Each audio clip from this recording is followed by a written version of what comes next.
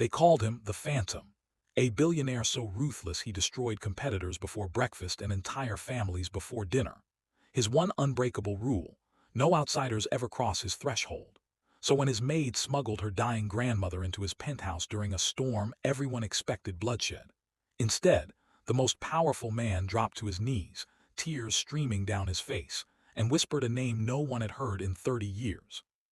Welcome to Stories by Jason. If you're settled in and ready for a good story, hit that subscribe button and tell me in the comments where you're watching from. I've got another exciting story coming your way tomorrow, and trust me, you don't want to miss it.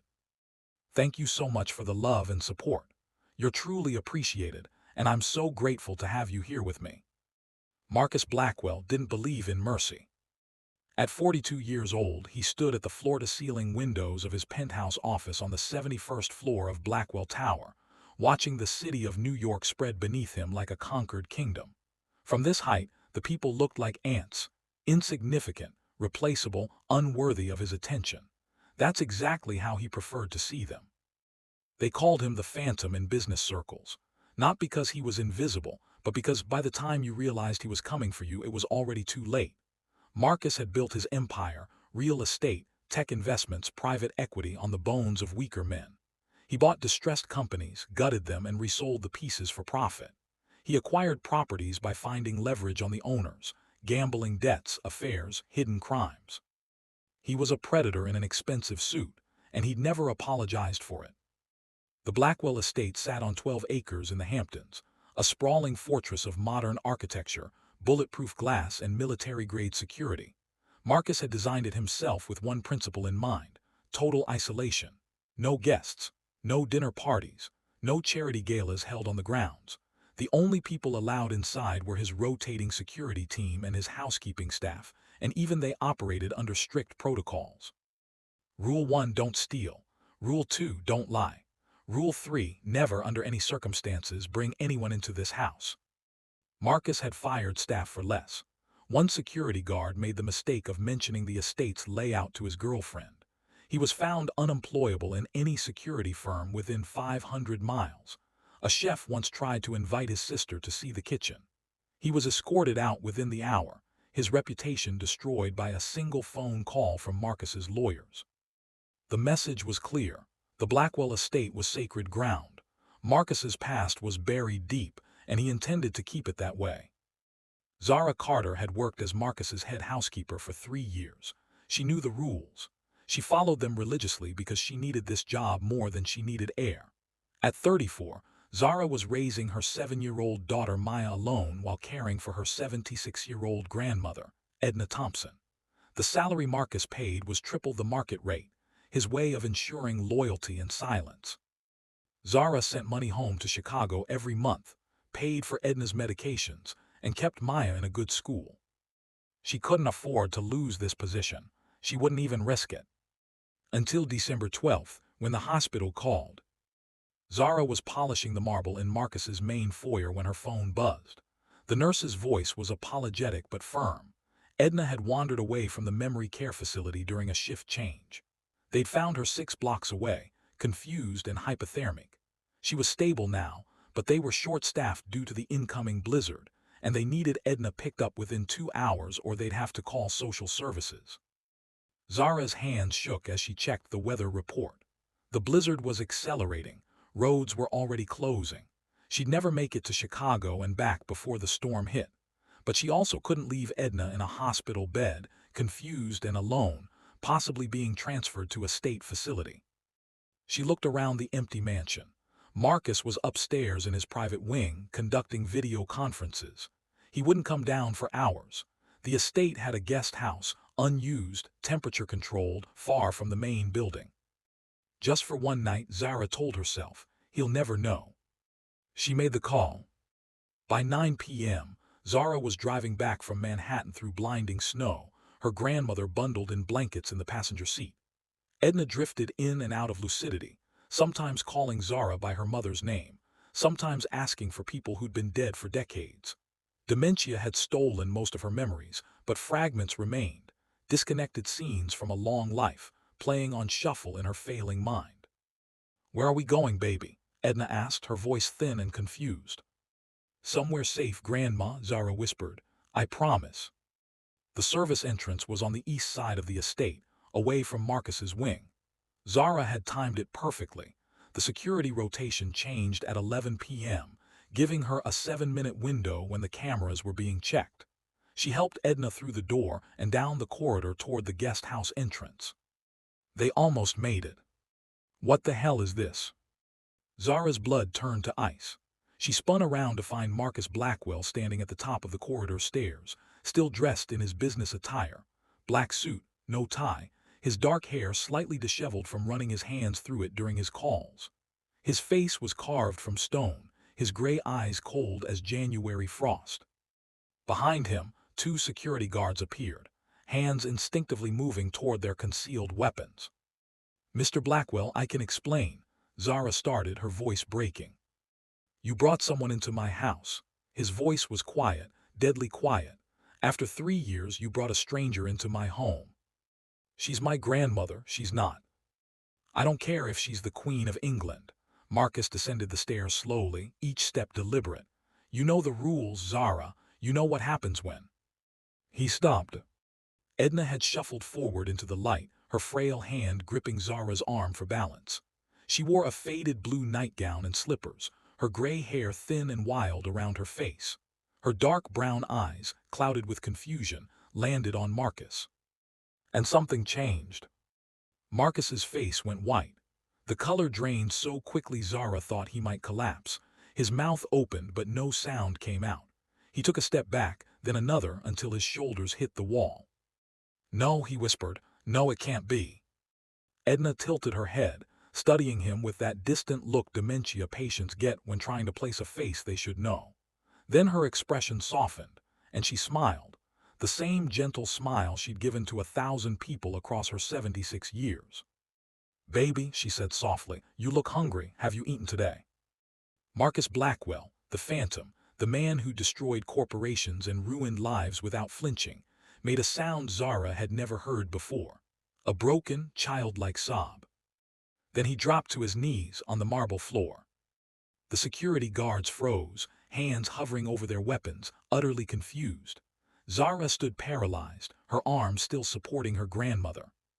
Marcus crawled forward on his knees, tears streaming down his face, until he was directly in front of Edna.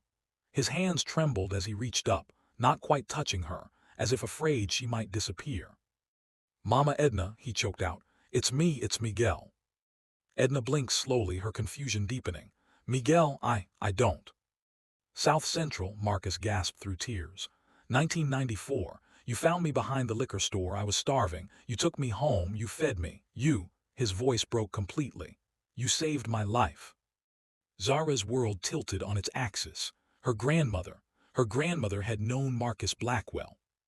Edna's weathered hand came up slowly, touching Marcus's tear-streaked face.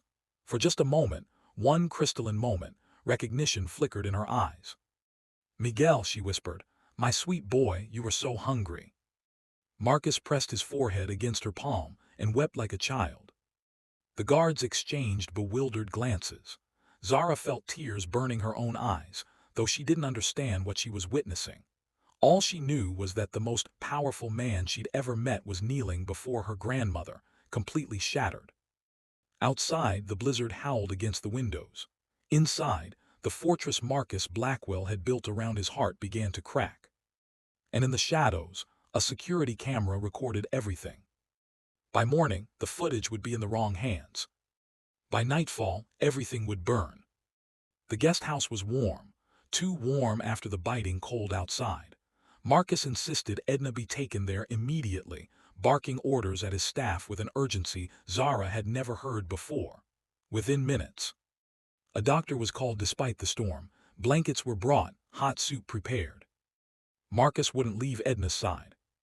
He sat in a chair beside the bed, watching her sleep as if she might vanish. His face was still wet with tears, his carefully constructed mask completely gone. Zara stood in the doorway, afraid to speak, afraid to move. Finally Marcus noticed her. His voice was rough, scraped raw.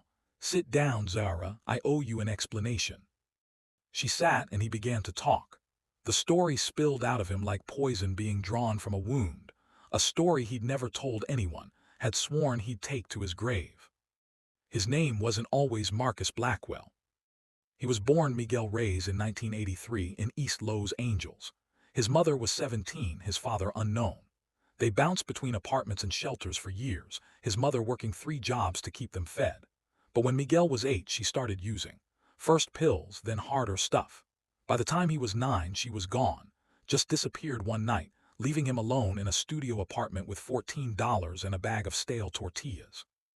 Miguel survived on the streets for 3 weeks before Child Services found him and placed him in foster care. The first home was overcrowded and neglectful. The second was worse, a foster father who used the kids as free labor and punished them by withholding food. Miguel ran away. He ended up in South Central Los Angeles in July 1994, sleeping behind a liquor store, digging through dumpsters for food. He was 92 pounds, covered in bruises and feral with hunger. He'd learned to steal from corner stores, to fight off bigger kids who wanted his territory, to disappear when the cops came by. He didn't expect to survive the summer. Then Edna Thompson found him. She was 44 years old, working 2 jobs as a home health aide to support her daughter and infant granddaughter. Every Thursday, she walked past the liquor store on her way home from her evening shift. And every Thursday, she noticed the skinny boy hiding behind the dumpster, his eyes too old for his face. On the 5th Thursday, she stopped. "Baby, when's the last time you ate?" Miguel didn't answer. He'd learned not to trust adults. Edna didn't push. She just reached into her bag and pulled out her dinner, a turkey sandwich wrapped in foil, an apple, a bottle of water. She set it on the ground 3 feet away from him and left. The next Thursday, she brought 2 sandwiches. She sat on the curb, ate one herself, and left the other. The 3rd Thursday, Miguel spoke. "Why do you keep coming here?" Edna's smile was sad and warm. "Because you need someone to come here, baby." That night she asked his name. He lied, said it was Marcus. She didn't challenge it. Instead, she asked if he wanted to sleep somewhere safe, just for one night. Miguel had learned that safe places were usually traps, but he was so tired, so hungry, and Edna's eyes were kind in a way he'd almost forgotten existed. He said yes. Edna's apartment was small, a 2-bedroom in a rough neighborhood but clean and full of love. Her daughter Teresa was 24, recently divorced, with baby Zara in a crib. They didn't have much, but they shared what they had. Edna made Miguel a bed on the couch. She fed him, not too much at first because his stomach couldn't handle it, and let him shower. She bought him clothes from the thrift store. She didn't ask questions about his bruises or his fear. She just loved him. For 3 months, Miguel lived with the Thompsons. Edna woke him for school, made him breakfast, helped with homework. She taught him how to pray, how to stand up straight, how to believe he deserved good things. Teresa treated him like a little brother, and baby Zara would grab his finger and laugh. It was the happiest Miguel had ever been. And then the system found him. A social worker tracked him down in October. Someone had reported a boy matching his description living with Edna. Because she wasn't a licensed foster parent, they had no choice. Miguel had to return to state custody. Edna fought. She filled out paperwork, attended hearings, begged caseworkers to let her become his official guardian. But she had a record, a shoplifting charge from when she was 19, trying to feed her newborn daughter. It disqualified her. Miguel was placed in a group home in San Bernardino. The last time he saw Edna, she was crying in the parking lot of social services. She pressed a piece of paper into his hand, her address and phone number, written carefully. "You remember me, baby," she whispered. "When you're grown and you're safe, you come find me. You hear you're my boy, you'll always be my boy." Miguel never got the chance. The group home was violent. Kids fought over food, over territory, over nothing.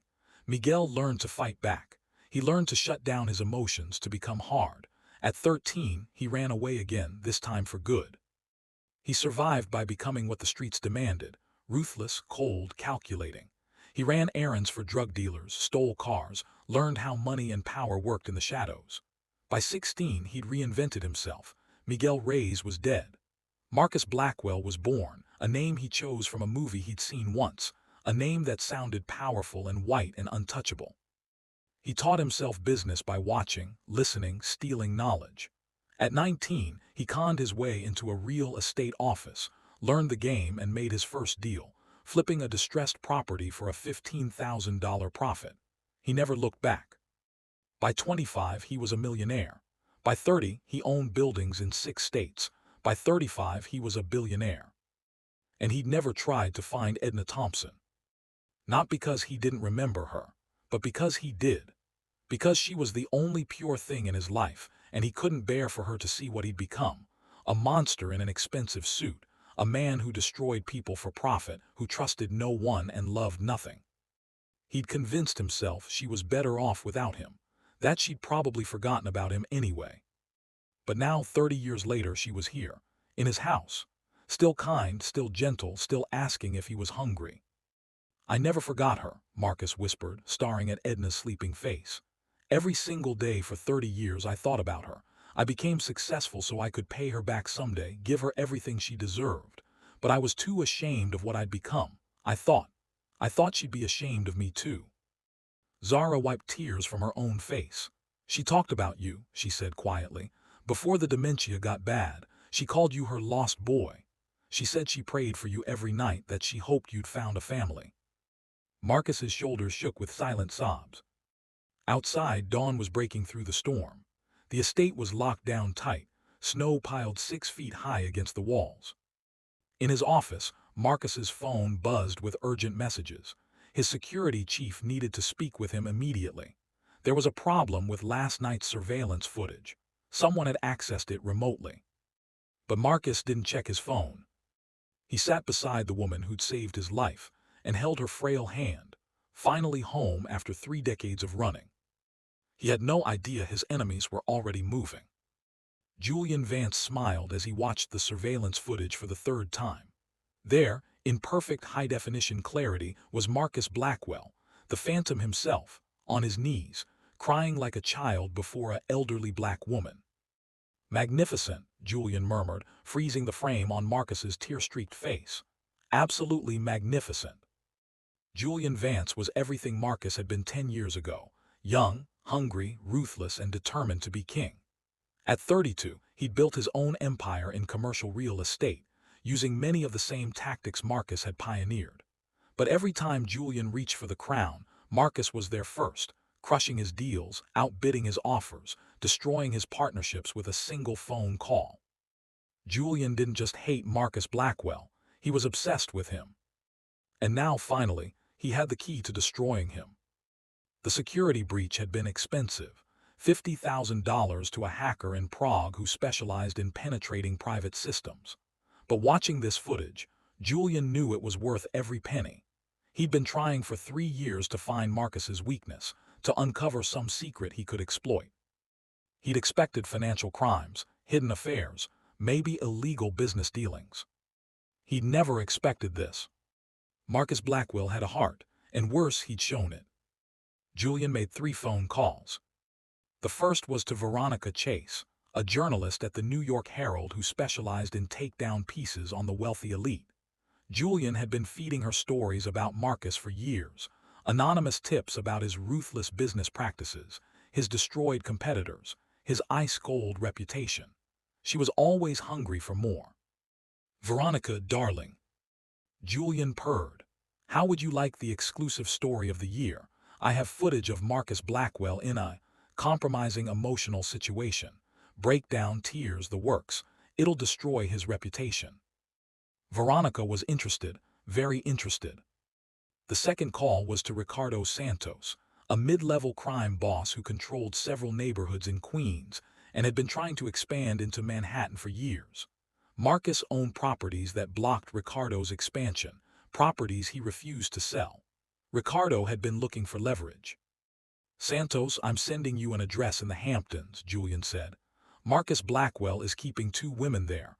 One of them is clearly important to him, important enough to make him cry. You want his properties, take his leverage first." Santos laughed, a sound like grinding metal. "You want me to kidnap people from the Phantom's house? I want you to send a message that the Phantom isn't untouchable anymore. I'll provide you with security protocols, shift rotations, weak points in the perimeter. By tomorrow night, you'll own him." The third call was to Edward Chen, a board member of Blackwell Enterprises who'd been quietly gathering allies for a hostile takeover. Marcus owned 51% of the company, barely controlling interest. If he appeared weak, distracted, or emotionally compromised, the board could move to force him out. "Edward, get your ducks in a row," Julian said. "By Friday, Marcus Blackwell is going to be fighting for his life on multiple fronts. When he's weakest, we strike the board vote. You'll have your takeover and I'll have his company." Edward hesitated. "Julian, this is playing with fire. Marcus has destroyed everyone who's gone after him." That was before we knew he had a heart to cut out. Julian hung up and poured himself a scotch, watching the footage loop on his screen. Marcus on his knees, Marcus crying, Marcus human. The Phantom was about to learn what happened when you showed the world you could bleed.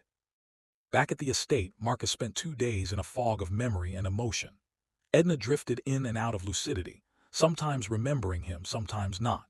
When she was clear, they talked about the old days, the apartment in South Central, the meals they'd shared, the homework sessions at the kitchen table. When she was lost, Marcus simply sat with her, holding her hand, making up for 30 years of absence in whatever time they had left. Zara watched in amazement as her employer transformed. The cold, calculated billionaire was gone. In his place was someone softer, more human. Marcus called the best dementia specialists in the country. He had Edna's room redesigned to be more comfortable for her condition. Familiar objects, better lighting, memory aids. He asked Zara about Edna's favorite foods, her routines, what made her happy. "She likes gospel music," Zara said. "Old hymns from the church she used to attend."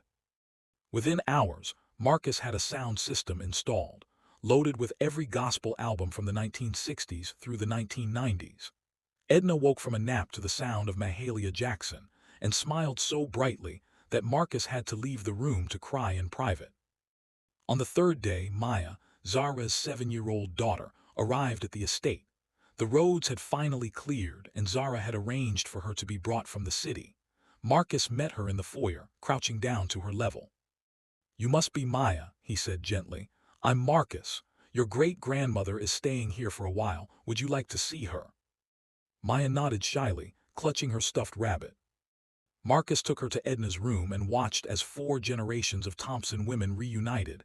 Edna, Zara, and Maya, all together. He felt something crack open in his chest, something he'd kept frozen for decades. Family, he thought. This is what family looks like. That evening, as snow began to fall again, Marcus stood at his bedroom window, staring out at the estate grounds. His phone buzzed. His security chief, Thomas, needed to speak with him urgently. "Sir, we have a problem," Thomas said, his voice tight. "The surveillance footage from 3 nights ago was accessed remotely. We traced the breach to an Eastern European IP address, but the trail went cold. Someone has that footage, Mr. Blackwell." Marcus's blood went cold. "The footage of you and the elderly woman, sir." "Yes." Marcus closed his eyes. He'd been so consumed with Edna's presence that he'd forgotten the most important rule of his life: never show weakness. And now someone had proof of his. "Increase security immediately," Marcus ordered. "Double the perimeter guards. Run background checks on anyone who's been near the estate in the past month. And find out who bought that footage." "Sir, there's more," Thomas said grimly. "We intercepted chatter about a possible action against the estate. Nothing concrete, but people are talking. The word is out that you have a vulnerability here." Marcus felt rage and fear war in his chest, rage at his enemies, fear for Edna and Zara and Maya. He'd spent 30 years building walls to keep everyone out. Now those walls had been breached, and the people he loved most were inside. "Lock it down," Marcus said. "No one gets in, no one gets out. I don't care if it takes an army, no one touches them." He hung up and returned to Edna's room. She was asleep, her breathing soft and steady. Maya was curled up on a nearby chair, her stuffed rabbit under her chin. Zara sat beside Edna, reading quietly. They looked so peaceful, so trusting. Marcus made a silent vow. He would burn his entire empire to ash before he let anyone hurt them. What he didn't know was that his enemies were already at the gates. The attack came at 3:47 a.m. on the fourth night. Marcus was in his study, reviewing security reports, when the first explosion rocked the eastern perimeter wall. Alarms shrieked through the mansion. Red emergency lights flooded the corridors. Thomas's voice crackled over the comms. "Sir, we're under assault. Multiple attackers heavily armed. They breached the east wall with explosives." Gunfire erupted in the background. Thomas shouted orders to his team. Marcus was already moving. He grabbed the weapon safe hidden behind his desk, pulled out a handgun and 2 magazines, and ran toward the guest house. Outside, the estate had become a war zone. Ricardo Santos had brought 15 men, professionals with military-grade weapons and tactical training. They moved through the snow like ghosts, targeting security personnel, systematically taking down Marcus's defenses. Santos wasn't here for money. He was here to send a message: the Phantom bleeds. Marcus reached the guest house to find Zara standing in the doorway, Maya clutched in her arms, eyes wide with terror. Edna was still in bed, disoriented by the noise. "Get them to the safe room," Marcus ordered, his voice cold and commanding, the Phantom returning in the face of danger. "3rd floor, West Wing, the panic room. Code is 1994.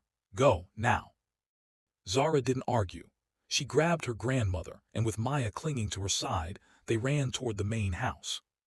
Marcus stayed behind, weapon raised, buying them time. Santos's men hit the guest house 60 seconds later. Marcus dropped 2 of them before they could enter, his shots precise despite the chaos. He'd learned to shoot during his years on the street, learned to kill when necessary. It wasn't something he was proud of, but tonight he was grateful. He fell back toward the main house, covering Zara's escape. Bullets shattered windows behind him. The estate's security team was fighting hard, but they were outnumbered. Marcus reached the main foyer just as Santos himself entered through the blown-open front door. He was a thick man in tactical gear, his face partially masked, carrying an assault rifle. "Marcus Blackwell," Santos called out, his voice echoing. "The Great Phantom, not so scary now, are you?" Marcus raised his weapon. "Leave now, you have 5 seconds. Santos laughed. "You know why I'm here. Give us the women and maybe you live, maybe." 1. "Your old lady and the maid. They're leverage, Marcus, just business." 2. "Come on, be smart. You can replace them, you can't replace your life." 3. Santos's smile faded. He raised his rifle. Wrong answer. The firefight was brief and brutal. Marcus's security team hit Santos's flank, forcing them to divide their attention. Marcus took advantage, moving through his own house with deadly efficiency, using his knowledge of the layout to ambush attackers. But he was outnumbered and outgunned. He reached the 3rd-floor corridor, blood seeping from a graze wound on his shoulder, just as 2 of Santos's men reached the panic room door. They were trying to override the lock. Inside, he could hear Maya crying. Something primal and murderous rose in Marcus's chest. These men were trying to hurt his family. His family. He didn't hesitate. The first man died instantly. A bullet through the head. The second managed to return fire, hitting Marcus in the side. Pain exploded through his ribs, but Marcus didn't stop. He closed the distance and put 3 rounds in the man's chest. Both attackers collapsed. Marcus stumbled against the wall, pressing his hand to the wound in his side. Blood poured between his fingers.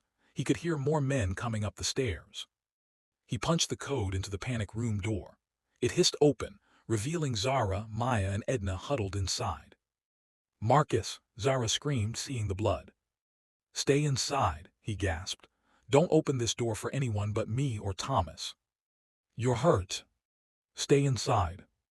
He tried to close the door, but Edna pushed past Zara. Despite her frailty, despite her confusion, she grabbed Marcus's arm with surprising strength. "No," Edna said, her voice suddenly clear, suddenly fierce. "No, I'm not losing you again." "Mama Edna, get back inside." "You were just a baby," Edna said, tears streaming down her face. "You were just a hungry baby and I couldn't protect you then, but I can now." Santos appeared at the top of the stairs, his rifle aimed directly at Marcus. "Touching," Santos sneered. "The Phantom has a mama, how sweet." He pulled the trigger. Edna moved.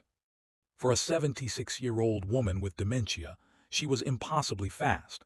She threw herself in front of Marcus just as the gun fired. "No," Marcus screamed. But the bullet didn't hit Edna. It didn't hit Marcus either. Thomas and 3 security guards hit the stairwell from the opposite corridor, their own weapons blazing. Santos went down in a hail of gunfire, his body jerking as rounds tore through him. The remaining attackers scattered, overwhelmed. Marcus caught Edna as she collapsed, not from a gunshot but from exhaustion and shock. He held her fragile body against his chest, feeling her heart beat against his. She looked up at him, her eyes clear for just a moment. "My boy," she whispered. "My sweet, sweet boy." "I'm here," Marcus choked. "I'm here, Mama." "You're not hungry anymore," she said, touching his face. "You grew up big and strong." "Because of you," Marcus said. "Everything good in me is because of you." Edna smiled, then closed her eyes, slipping back into confusion. But Marcus held her, his blood mixing with her tears, and for the first time in 30 years he didn't feel alone. By dawn the estate was secured. Santos was dead, his men either killed or captured. The police and FBI were on site, investigating the assault. Marcus's security team had held the line. Marcus sat in the panic room with Edna, Zara, and Maya, his wound bandaged by paramedics. He'd refused to go to the hospital until he knew they were safe. Outside, his legal team was already at work. Security footage showed clearly that this was an unprovoked assault on private property. Santos's men had brought military weapons to a home. There would be no blowback on Marcus. But more importantly, his investigators had traced the attack back to Julian Vance. Marcus made a single phone call. "Julian," he said quietly, "you made a mistake." On the other end, Julian's voice was cocky. "Did I? Sounds like you had a rough night, Marcus. You sent men to hurt my family." "I sent a message, you're not." "When I'm done with you," Marcus interrupted, his voice colder than ice, "you'll wish you'd never learned my name. Your company will be liquidated by Friday. Your assets will be seized. Your reputation will be destroyed. And you'll spend the next decade in court fighting charges for conspiracy to commit murder, domestic terrorism, and about 40 other crimes my lawyers are filing as we speak." Julian's cocky tone faltered. "You can't."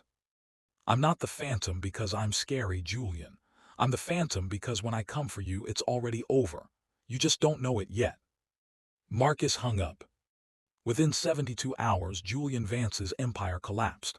Federal investigators, whom Marcus had quietly been feeding information about Julian's illegal activities for years, descended on his company. Bank accounts were frozen. Partners fled. By Friday, Julian was arrested at his apartment, charged with conspiracy, attempted kidnapping, and more. Edward Chen and the board members who'd been planning the takeover suddenly remembered they had other priorities. Veronica Chase at the Herald decided the story of Marcus's emotional breakdown wasn't as interesting as the story of him defending his home against armed attackers. Her article painted him as a hero, not a target. The Phantom's reputation wasn't damaged. If anything, it grew stronger. But Marcus didn't care about any of that. 3 weeks later, the Blackwell estate looked different. Not physically. The walls had been repaired, the security upgraded, the scorch marks from explosions scrubbed away. But the atmosphere had changed. There was warmth now, life. Edna Thompson had been given her own wing of the mansion, designed specifically for her needs. Her days were structured with routines that comforted her: gospel music in the mornings, walks through the greenhouse in the afternoons, dinner with her family every evening. On good days, she remembered Marcus, remembered Miguel, and they would talk for hours about the old apartment, the old neighborhood, the life they'd once shared. On bad days, when the dementia clouds rolled in thick, Marcus simply sat with her. He'd learned from the specialists that presence mattered more than recognition, so he was present. Zara no longer worked as a housekeeper. Marcus had promoted her to his personal assistant and family coordinator, a made-up title that essentially meant she managed Edna's care, Maya's education, and had full access to any resource she needed. Her salary had quadrupled. She had her own suite in the mansion. Maya attended the best private school in the Hamptons. "You don't have to do all this," Zara had protested initially. "Your grandmother saved my life," Marcus replied simply. This is the least I can do. But it was more than that, and they both knew it. The Thompsons had given Marcus something he'd never had, a family, and he would move heaven and earth to protect them. Maya called him Uncle Marcus now, without fear. She'd drag him to tea parties with her stuffed animals, make him watch her practice piano, show him her drawings. At first, Marcus had been awkward, unsure how to interact with a child.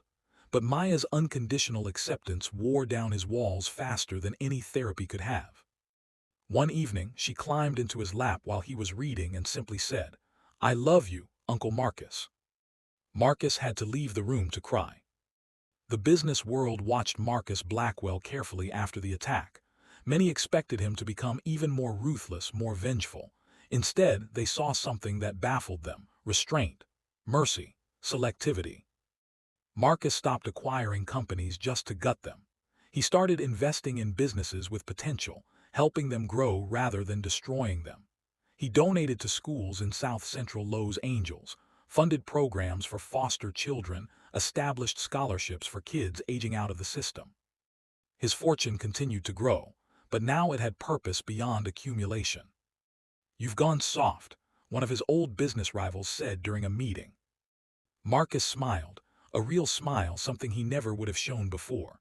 "No, I've just realized that destroying people doesn't make you powerful, building them up does." He thought of Edna, who'd had nothing but gave everything, who'd seen a starving boy and chose love over indifference. That was true power. 6 months after the attack, on a warm June evening, Marcus held a small gathering at the estate.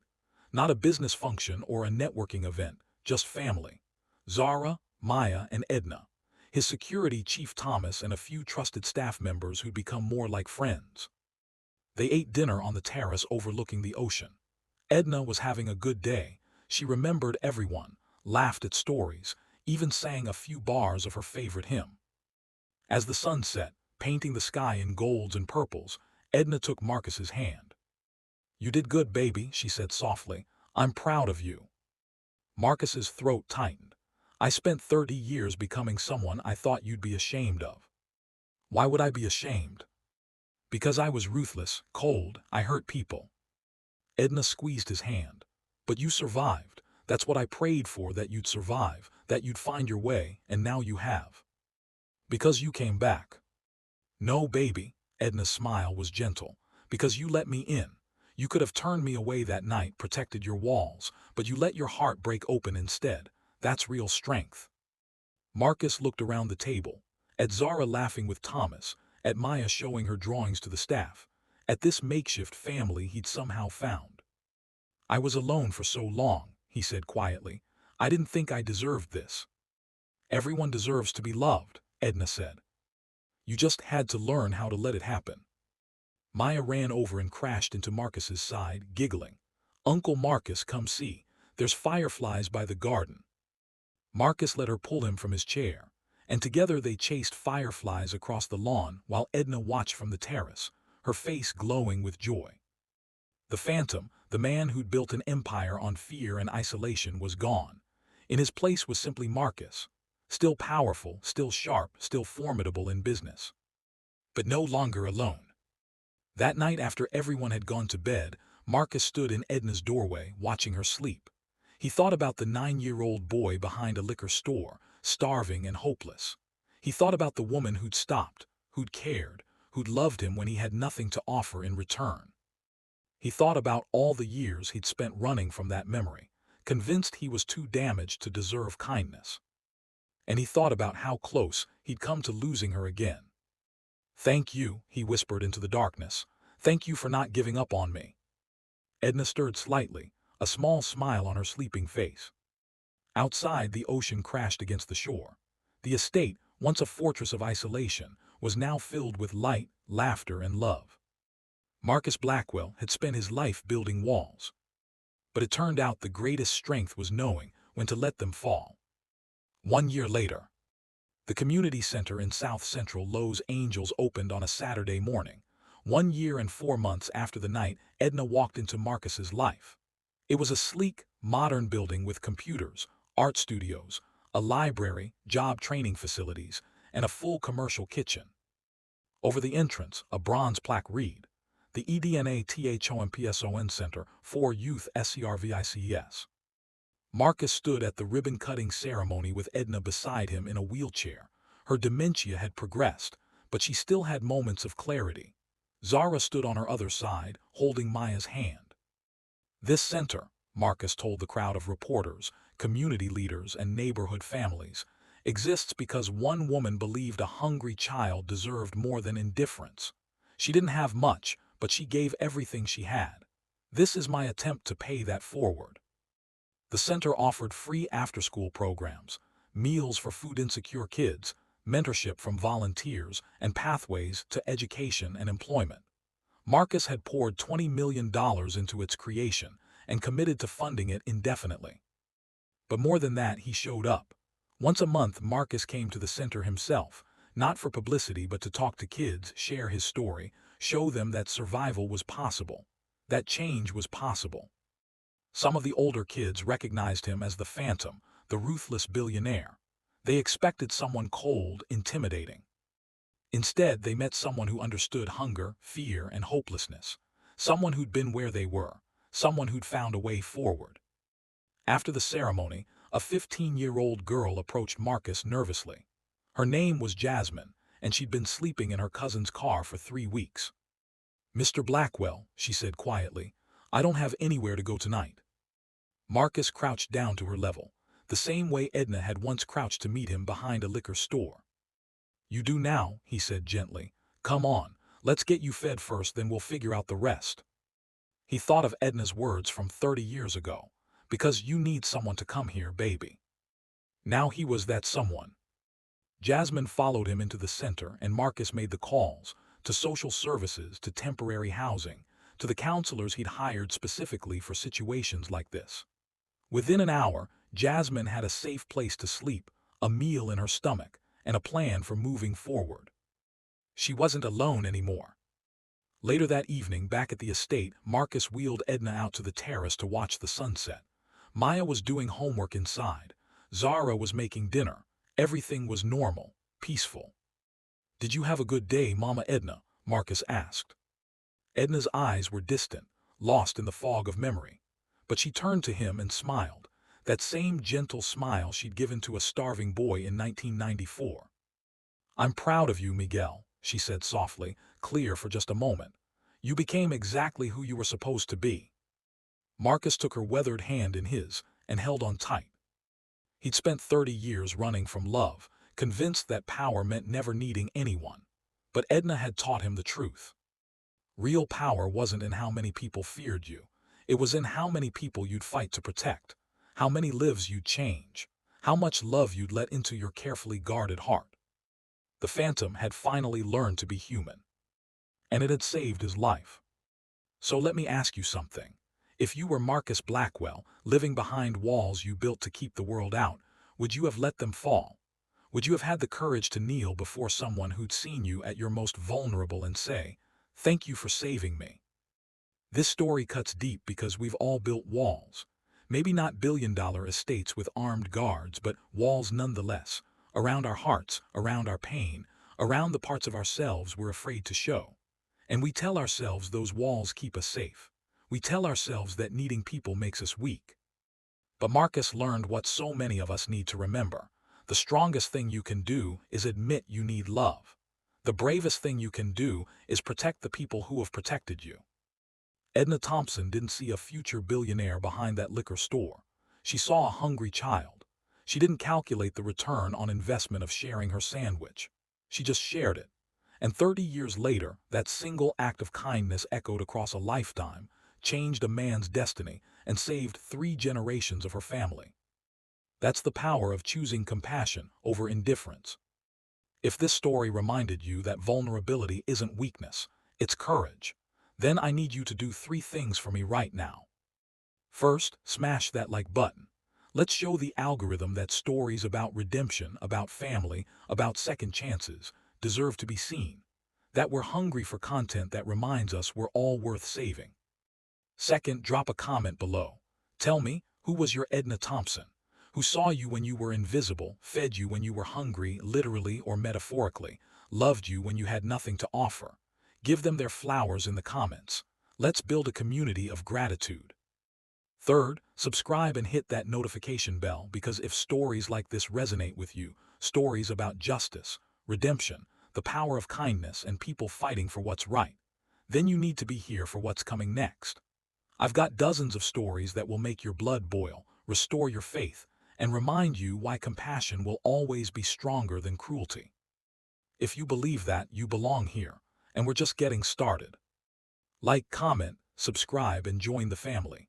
Because just like Marcus learned, you don't have to face the world alone. Now go hug someone you love, forgive someone who needs it, and be someone's Edna Thompson today. See you in the next one. Stay human.